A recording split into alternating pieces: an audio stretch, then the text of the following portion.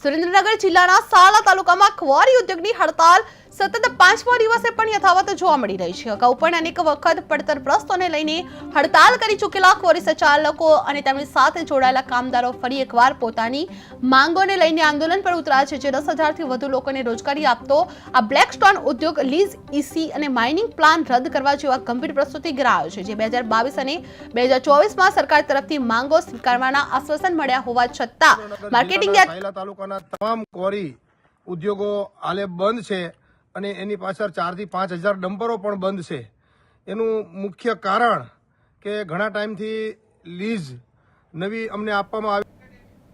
વડોદરામાં બેકાબુ રફતારના કિસ્સે ફરી એક જીવન છીનવી લીધું છે, જે સેવાસે ડેકાથ્લોન પાસે 30 વર્ષીય મિત્રેન્દ્રસિંહ જાદવ હિટ એન્ડ રનની ભયાનક ઘટનામાં મૃત્યુ પામ્યા છે। જે આણંદમાં વકીલાતનો અભ્યાસ કરતા મિત્રેન્દ્રસિંહની અંતિમ યાત્રા રફતારના શિકાર બની ગઈ હતી, જે સ્થાનિકો હવે રસ્તાઓનો ખતરનાક ગણાવી તાત્કાલિક કડક પોલીસ કાર્યવાહીની અને સુરક્ષા વધારવાની માંગ ઉઠવા પામી રહી છે।